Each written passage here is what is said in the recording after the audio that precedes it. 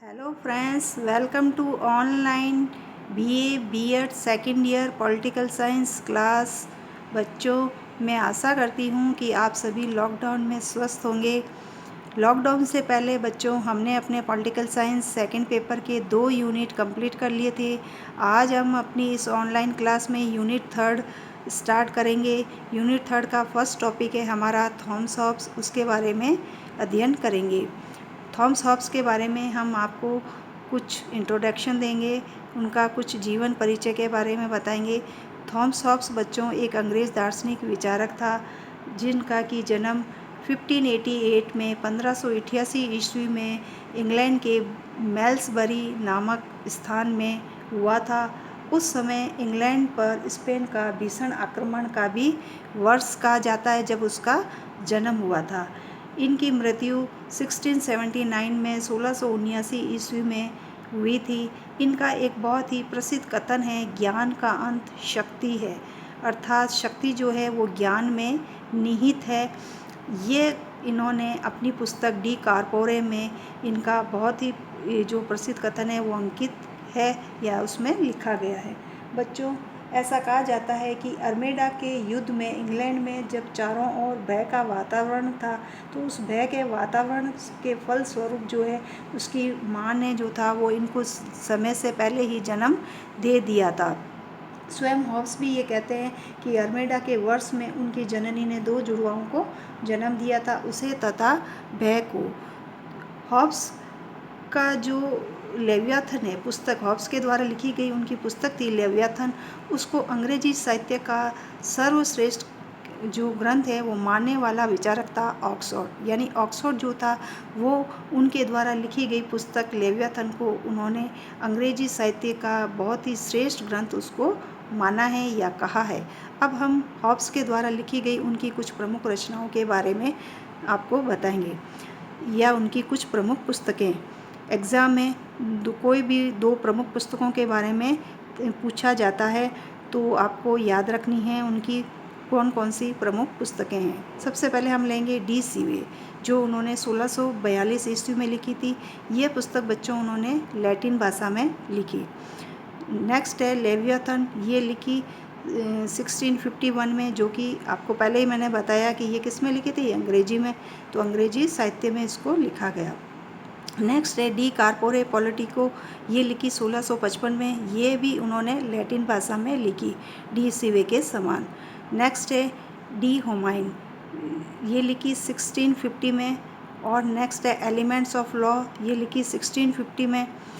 फिर लास्ट है a dialogue on the civil wars, तो ये है हॉब्स के द्वारा लिखी गई उनकी कुछ प्रमुख रचनाएं।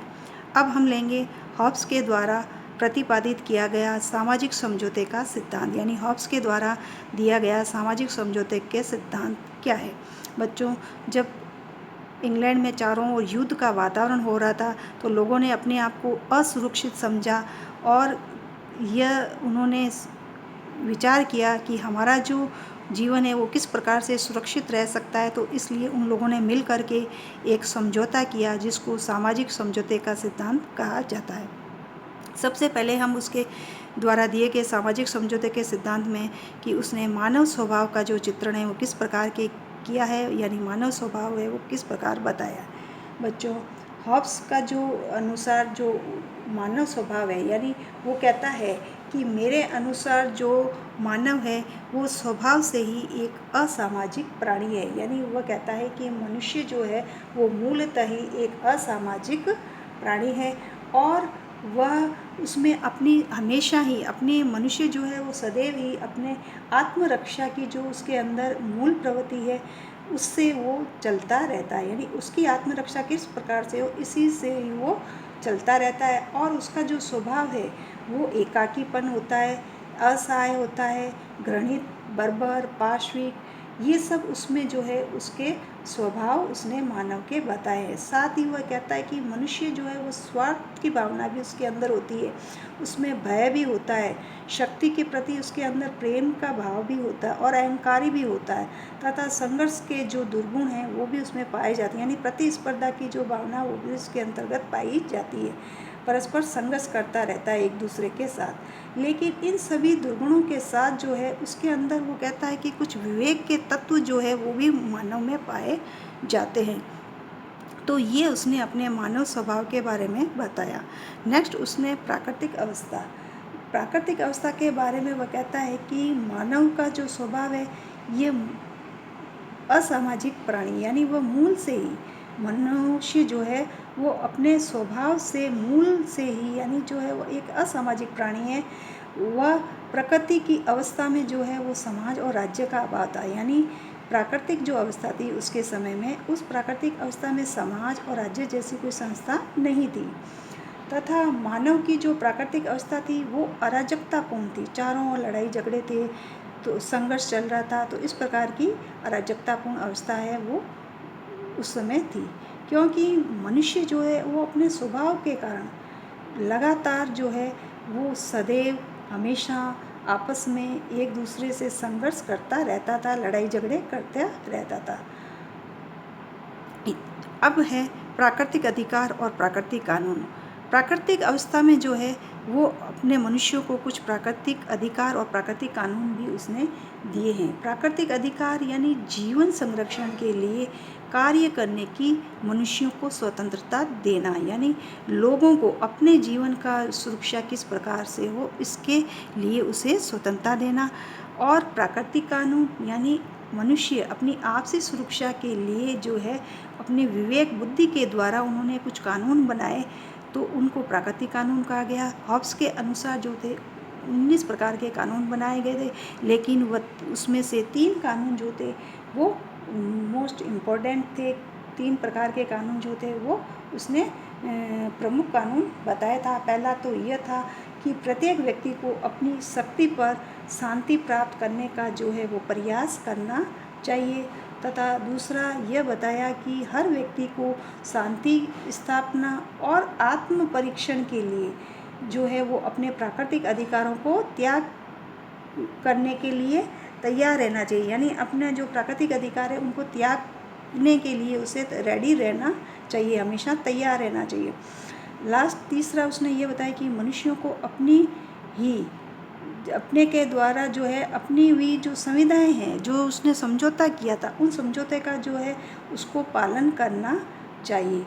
अब समझौता जो हुआ उस समझौते के कारण क्या थे? कारण यह था कि सभी मनुष्यों के लिए प्राकृतिक अवस्था जो थी वो कष्ट भरी थी और भय से थी, यानी उस समय प्राकृतिक अवस्था में कष्ट था, भय था, चारों ओर डर का वातावरण था। ऐसी स्थिति में मनुष्यों ने जो है वो अपनी विवेक ने उनको एक मतलब मोटिवेट किया, उनकी बुद्धि ने उनको एक प्रेरणा दी कि हमें हमारी आत्मरक्षा के लिए कुछ ऐसे परमानेंट उपाय जो हैं, कुछ ऐसे सुझाव जो है वो हमें ढूंढने होंगे या उपाय करने होंगे, और एक ऐसा निरंकुश और सर्वोच्च सत्ता की हमें स्थापना करनी होगी जिससे कि हमारी जो है वो सुरक्षा हो सके। तो इस कारण से उन्होंने समझौता किया। अब समझौते की प्रक्रिया क्या थी? हॉब्स कहता है कि हर जो मनुष्य है उसने अन्य मनुष्यों के साथ समझौता किया, यानी प्रत्येक मनुष्य ने दूसरे मनुष्यों के साथ में क्या किया? एक समझौता किया। और समझौता करते हुए उन्होंने क्या कहा मनुष्यों ने कि मैं अपने ऊपर अपना शासन करने का जो अधिकार है वो इस मनुष्य यानी कौन? राजा, या इस मनुष्य समूह किसको कहा उसने? शासक वर्ग को सौंपता हूँ, किंतु शर्त क्या होगी? शर्त यह होगी कि तुम सब जो है वो भी अपने इस अधिकार को मेरी ही तरह इस मनुष्य को या मनुष्य समूह को सौंप दो और मेरे समान ही इसके जो प्रत्येक कार्य है उसका समर्थन करो। तो ये था समझौते की प्रक्रिया। अब है समझौते के द्वारा स्थापित राजनीतिक व्यवस्था। हॉब्स कहता है कि समझौते के द्वारा एक ऐसे राजतंत्र की स्थापना हुई जो कि सत्ता की दृष्टि से देखें तो सिर्फ निरंकुश और सर्वोच्च थी। राजपथ जो था वो समझौते का परिणाम था, उसका अंग नहीं था, बल्कि राजपथ क्या था? समझौते का परिणाम, उसका अंग नहीं था। अतः उस समय जो उस पर जो है कोई शर्त या बंधन नहीं थी। किसके ऊपर? जो राजा है, जो शासक था, उस पर कोई न तो शर्त थी न ही कोई बंधन था। तो उसका जो शासक था वो निरंकुश शासक था। एक निरंकुश समझौते के द्वारा किस प्रकार के राजतंत्र की स्थापना हुई? निरंकुश राजतंत्र की स्थापना हुई थी। फिर यह कहता है कि प्रभु सत्ता को जो है वो हॉब्स सर्वोच्च, अदेय और अविभाज्य मानता है। यानी वो कहता है कि प्रभु सत्ता है वो सर्वोच्च है, अदेय यानी किसी को दी नहीं जा सकती, अविभाज्य उसे विभाजित नहीं किया जा सकता, राजा के जो आदेश हैं वही कानून है, और व्यक्ति को उनका विरोध करने का भी अधिकार नहीं है। तो हॉब्स जो है वो अधिकारों का कानूनी सिद्धांत है, उसको उसने स्वीकार किया। साथ ही वो यह कहता है कि हॉब्स जो है वो राज्य और समाज और शासन में अंतर नहीं करता। यानी समाज, राज्य और शासन में उसने कोई अंतर नहीं किया, क्योंकि समझौते के द्वारा जो है वो एक सरकार की स्थापना होती है या शासन की स्थापना होती है। उसके साथ ही साथ वो कहता है कि राज्य और समाज की स्थापना भी हो जाती है, इसलिए वह उसमें कोई अंतर नहीं करता है। उसके अनुसार जो है वो समझौता हमेशा के लिए किया गया था। यानी जो समझौता हुआ था, लोगों के द्वारा जो समझौता किया गया था वो हमेशा के लिए किया गया था, और उस समझौते का जो है वो उसको किसी भी व्यक्ति को उल्लंघन करने का अधिकार भी नहीं था। हॉब्स ने एक ऐसे राजतंत्र की स्थापना की बच्चों जो सर्वोच्च, निरंकुश, अदेय, अविभाज्य संप्रभुता को धारण किया, और शासक के जो आदेश थे वो कानून थे, और एक व्यक्ति ही नहीं बल्कि पूरी जनता को भी शासन का विरोध करने का अधिकार नहीं था। इस प्रकार से देखें तो हॉब्स एक समग्रतावादी राज्य व्यवस्था की स्थापना उसने की। अब हॉब्स के सामाजिक समझौते के सिद्धांत है, उसके सिद्धांत की आलोचकों ने बच्चों आलोचना भी की है। सबसे पहले तो उसके आलोचकों ने यह कहकर के आलोचना की कि उसके द्वारा बताया गया जो मानव स्वभाव है, उसके मानव स्वभाव की जो धारणा थी वो गलत थी, और सिर्फ उसने मानव के स्वभाव का एक पक्ष का ही जो है वो चित्रण किया है। प्राकृतिक अवस्था का जो चित्रण था उसका, वो भी अनैतिक, हास्यिक था, और तर्क की दृष्टि से जो उसका समझौता है वो संभव ही नहीं है। अगर देखा जाए तर्क की दृष्टि से तो इस प्रकार का समझौता करना संभव नहीं है, सिर्फ एक कल्पना थी। उसने निरंकुश और एक दायित्वहीन राजतंत्र की स्थापना की। किस प्रकार के राजतंत्र की स्थापना? जो निरंकुश था और एक दायित्वहीन था, तथा कानून की दृष्टि से भी देखें तो समझौता जो था उसका वो गैर कानूनी था, तथा वह समाज, राज्य और शासन में जो है वो अंतर नहीं करता, जबकि आलोचक कहते हैं अंतर है। राज्य एक निर्मित संस्था नहीं है, जबकि हॉब्स क्या कहता है कि राज्य एक निर्मित संस्था है, तथा वह लोकतंत्र का विरोधी व्यवस्था जो है उसको भी उसने स्वीकार किया। तो यह कहकर भी आलोचकों ने उसकी आलोचना की। बच्चों, हॉब्स का प्रमुख आलोचक जो था वो था क्लेरेंडर। क्लेरेंडर जो था वो हॉब्स का सबसे प्रमुख आलोचक रहा है, क्योंकि उसने उसकी पुस्तक जो थी लेवियाथन उसकी पुस्तक, हॉब्स की पुस्तक लेवियाथन जो थी वो क्लेरेंडर को इतनी बुरी लगी कि उसने उसकी हस्तगत इस प्रति को ही जला दिया, और यह कहा कि मैंने कभी कोई ऐसी पुस्तक ही नहीं पढ़ी जिसमें कि इतना अधिक राजद्रोह, विश्वासघात और धर्मद्रोह भरा हुआ हो। तो इस प्रकार से कह करके उसने उसकी आलोचना की और उसकी लेवियाथन को जला डाला, क्योंकि वह उसको बहुत बुरी लगी, क्योंकि वह राजद्रोह से और विश्वासघात और धर्मद्रोह से भरी हुई थी। तो ये था उसके सामाजिक समझौते के सिद्धांत। अब हम लेंगे हॉब्स के संप्रभुता संबंधी उसके विचार या संप्रभुता संबंधी सिद्धांत। बच्चों, हॉब्स का जो संप्रभुता का सिद्धांत है वो उसके सामाजिक समझौते के सिद्धांत से ही प्रभावित रहा है। हॉब्स ये कहता है कि बिना तलवार के जो अनुबंध होते हैं, यानी समझौता, अनुबंध क्या है? समझौता जो है केवल शक्तिहीन कोरे शब्द है, क्योंकि उसका जो संप्रभु है वो सर्वोच्च, सत्ता संपन्न और निरंकुश है। वह कहता है कि मेरा जो संप्रभु है वो सर्वोच्च है, सत्ता संपन्न है और निरंकुश है, तथा संप्रभु का जो प्रत्येक आदेश होता है वो ही कानून है, और उसका प्रत्येक कानून जो है वो न्यायपूर्ण होता है। इसलिए जो है सभी को जो है उसके आज्ञा का पालन करना जरूरी होता है, तथा वह अपने संप्रभु को जो है वो व्यक्तियों की संपत्ति छीनने का भी अधिकार देता है। साथ यही नहीं बल्कि वह उसे प्राण लेने का भी अधिकार देता है, क्योंकि वह कहता है कि व्यक्ति की संपत्ति और जो प्राण है वो संप्रभुता की सत्ता में ही निहित है। बच्चों, हॉब्स जो है वो ऐसी संस्थाओं का भी विरोध करता है जो कि संप्रभु की शक्तियों को सीमित करने का प्रयास करता है। इस प्रकार की संस्थाओं का उसने विरोध किया क्योंकि वो संप्रभु की शक्ति को सीमित करने का प्रयास करती हैं, इसलिए वह इस प्रकार की संस्थाओं का विरोध करता है। साथ ही वह कहता है कि शक्ति के पृथक्करण मिश्रित जो शासन व्यवस्था है उसका भी उसने विरोध किया क्योंकि उस समय इंग्लैंड में जो है वो गृह युद्ध जो चल रहा था वो उसी का परिणाम था। इस कारण से वह इस प्रकार की संस्थाओं का विरोधी है। बच्चों, हॉब्स से पूर्व जो है वो बौंदा ने संप्रभुता संबंधी जो विचार है वो अपने व्यक्त किए थे, यानी हॉब्स ने ये संप्रभुता का सिद्धांत नहीं दिया। हॉब्स से पहले किसने दिया था? बौंदा ने। लेकिन इन दोनों के विचारों में जो है बहुत अंतर है। बौंदा के जो विचार थे वो हॉब्स के विचारों से बहुत ही अंतर रखते हैं क्योंकि बौंदा जो है वो अपने प्रभु पर 3 प्रकार के प्रतिबंध लगाता है, लेकिन हॉब्स जो है वो अपने संप्रभु पर किसी भी प्रकार के प्रतिबंध वो नहीं मानता है तथा उसकी जो प्रभु सत्ता की धारणा है वो असीमित धारणा है तथा निरंकुशता, अविभाज्यता जो थी वो उसके संप्रभुता की विशेषताएं हैं। उसकी संप्रभुता का जो स्वरूप था हॉब्स का वो कानूनी स्वरूप था। हॉब्स का जो संप्रभु है वो अपने राज्य में व्यक्तियों को अभिव्यक्ति की स्वतंत्रता का अधिकार नहीं देता है। तो ये था हॉब्स के सामाजिक संप्रभुता का सिद्धांत। हॉब्स के संप्रभुता की जो परिभाषा है वो देते हुए उसने ये कहा है हॉब्स ने बच्चों कि मेरे अनुसार जो है संप्रभु वह शक्ति है जिसको कि एक बहुत बड़े लोगों के समूह ने अपनी मर्जी से एक दूसरे से समझौता करके इस उद्देश्य से अपना प्रभु बना लिया कि वह उनकी शांति और सुरक्षा के लिए उन सब की समस्त जो शक्तियाँ और साधन हैं उसका आवश्यकता के अनुसार प्रयोग कर सकेगा। तो ये परिभाषा दी हॉब्स ने संप्रभुता की। तो ये था हॉब्स का संप्रभुता संबंधी उसके विचार।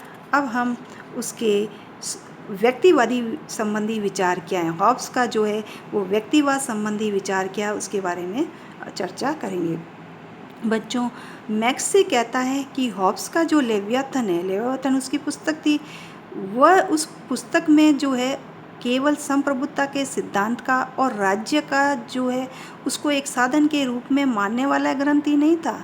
यानी उसकी लेवियाथन जो है वो संप्रभुता के सिद्धांत और राज्य को एक साधन के रूप में मानने वाला ये ग्रंथ नहीं है, बल्कि उसके लेवियाथन में जो है वो व्यक्तिवाद के प्रबल जो गुण हैं वो भी दिखाई देते। यानी हॉब्स जो था वो व्यक्तिवाद का प्रबल समर्थक भी था, ये कहा है मैक्सी ने।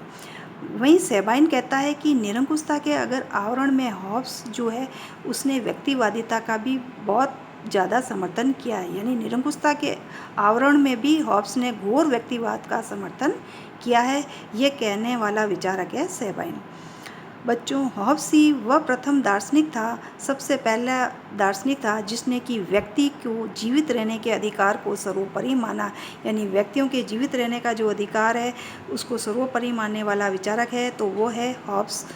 हॉब्स जो है उसने अपने व्यक्तिवाद के संबंधित जो विचारधारा है वो हमें निम्न जो स्वरूप है उसमें हम देख सकते हैं। सबसे पहले उसके मानव स्वभाव संबंधी धारणा में बच्चों, हॉब्स का जो मानव स्वभाव संबंधी धारणा थी उसमें व्यक्तिवाद के जो तत्व है वो हमें दिखाई देते हैं, न कि समाजवाद या आदर्शवाद के उसके अनुकूल हैं। यानी उसके जो व्यक्तिवादी संबंधी जो विचार हैं वो समाजवाद आदर्शवाद के अनुकूल नहीं है बल्कि व्यक्तिवाद के अनुकूल है। नेक्स्ट है राज्य साधन व व्यक्ति साध्य। बच्चों, हॉब्स जो है वो राज्य को साधन और व्यक्ति को साध्य जो है वो मानता है। उसका ये कहना है कि जो राज्य है वो व्यक्तियों के लिए बनाया गया है, न कि व्यक्ति जो है वो राज्यों के लिए है वो बनाया गया है। अर्थात वो ये कहता है कि जो राज्य है वो साधन है और व्यक्ति जो है वो साध्य है। नेक्स्ट है राज्य एक कृत्रिम संस्था है।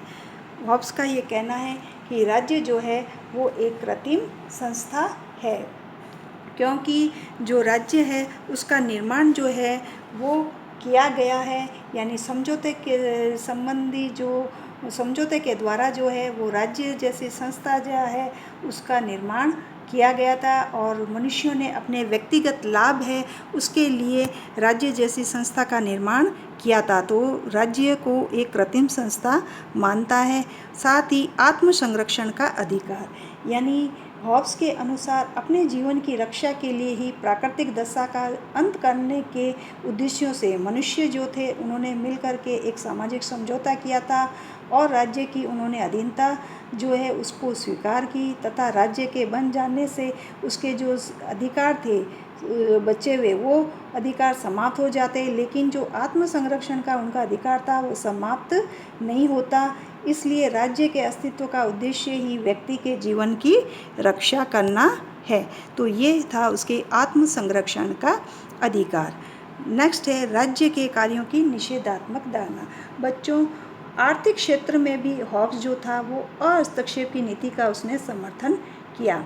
हॉब्स ने स्पष्ट कहा है कि उसके राज्य में व्यक्तियों को खरीदने, कोई भी चीज़ खरीदने का, बेचने का, आर्थिक समझौता करने का, भोजन आदि के रूप में किसी भी प्रकार का व्यवसाय चुनने का जो थी, अपने बच्चों को किसी भी प्रकार की जो है वो शिक्षित करने का जो थी वो सब अधिकार वो देता है तथा उसने आर्थिक क्षेत्र में हस्तक्षेप की नीति का जो विचार दिया वो आज आधुनिक जो व्यक्तिवादी विचारधारा है उससे पूरी तरह से उसके जो ये विचार हैं वो मेल खाते हैं। तो ये थे उसके व्यक्तिवादी संबंधी विचार।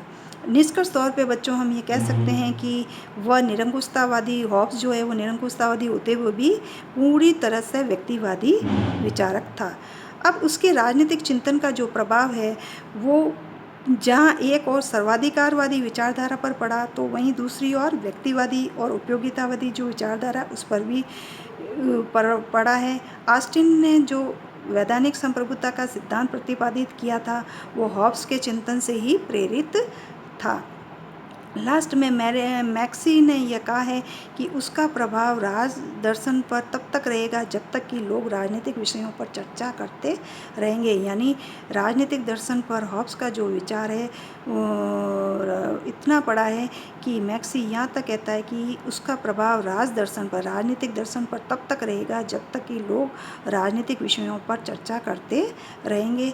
तो ये कोटेशन कहने वाला विचारक था मैक्सी। तो इस तरह से हमारा हॉब्स जो है यूनिट 3 का फर्स्ट टॉपिक हॉब्स जो है वो कंप्लीट हो गया है। नेक्स्ट टॉपिक हम करेंगे लॉक